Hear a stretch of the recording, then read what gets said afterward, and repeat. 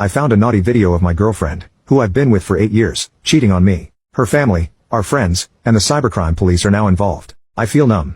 Almost 3 weeks ago a good friend of mine, Alex, and an acquaintance, Mike, got a hold of a video of my girlfriend, Jamie, screwing another man. Mike found this browsing through adult sites with niche themes and by chance, recognized Jamie. I got into contact with Alex about it, where both of them told me about the infidelity. When Alex and Mike told me of the infidelity, I was in shock and numb. I couldn't really say anything until I saw the video, where I proceeded to puke my guts out. I couldn't even sit through a minute of it. The fact that it was edited to go straight into the action with Jamie's face clearly visible didn't help at all. We drove Mike home, and Alex had a good sense to force me to spend the night at his place, rather than go home where I share an apartment with Jamie with no idea how that would end. We shared some beers mostly in silence. Alex tried to make me open up on how I felt about Jamie's infidelity, but I was just numb. I didn't know what I felt and told him so. I felt like wading through water with no thought in mind other than what was in front of me. Alex didn't push anymore and I passed out some time later. When I woke up, I recovered enough sense to realize that our relationship was most likely over. I go straight home by public transport, most likely brooding and looking pissed.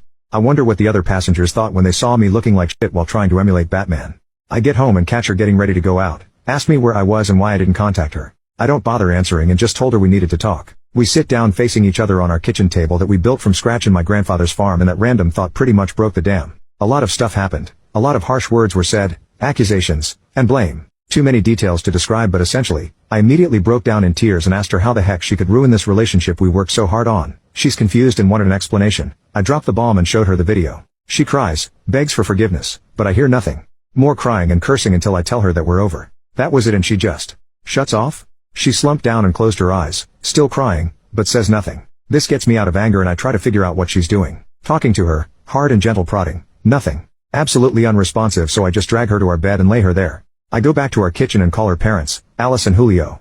I simply told them they needed to come and that their daughter is suffering a mental breakdown. I say nothing more than just telling them that they needed to see us and that what was happening needed to be face to face to explain. I shut my phone off, and went back to the kitchen to think about what the hell just happened. Her parents rushed to our apartment demanding what the hell happened. I don't tell them about Jamie's infidelity but just say she needed mental help. She's on the bed acting comatose, but otherwise, okay. They couldn't bring her out of it and eventually I had to explain.